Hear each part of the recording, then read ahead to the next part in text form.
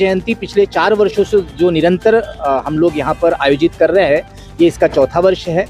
और ये आयोजन है, ये बड़े धीरे धीरे करके बहुत बड़ा रूप ले रहा है। आने वाले समय में इसको हम लोग 3 दिवसीय आयोजन करने की भी हमारी विचार है कि आने वाले समय में हम लोग इसे बड़े पैमाने पर करें। जो उद्देश्य है वो उद्देश्य केवल इतना है कि जो तथागत बुद्ध का शांति का जो संदेश है, इस कोलार में वो शांति का संदेश हम लोग तथागत बुद्ध का फैलाए। दूसरी जो बाबा साहब की विचारधारा थी, बाबा साहब ने जो शिक्षा के क्षेत्र में काम किया और बाबा साहब ने जो बोला कि शिक्षित करो और संगठित करो और संघर्ष करो, तो इस नारे को लेकर समाज में शिक्षा को जागृत करना है, लोगों को शिक्षा के प्रति उत्साहित करना है। तो इस मंच के माध्यम से हमारा जो उद्देश्य होता है, भली भांति जानकारी भी धीरे धीरे समाज को होना चाहिए। समाज में इस बात का भी हर हमेशा जानकारी लोगों को होना चाहिए कि जब जब पूर्णिमा होती है तो एक ऐसे महापुरुष का जन्म होता है उस पूर्णिमा पर, जो हिंदुस्तान की सांस्कृतिक विरासत का रक्षक के रूप में समाज में पैदा होता है।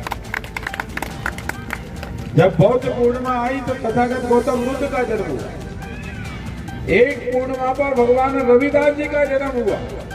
एक पूर्णिमा पर गुरु नानक का जन्म हुआ और एक पूर्णिमा गुरु के नाम से भी जानी जाती है, जिसे गुरु पूर्णिमा कहा जाता है। तो ये पूर्ण ब्रह्म के स्नेह का संकेत है इस भारत भूमि को, और इसलिए सब भारतीयों को इस समाज में समझना होगा कि आज अगर दुनिया में हमारा देश आगे बढ़ रहा है तो देश को आगे बढ़ाने में किसी और का योगदान नहीं है, रामकृष्ण महावीर गौतम बुद्ध और गुरु नानक के योगदान से ये भारत चल रहा है और इसलिए भारत आगे भी बढ़ता जाएगा।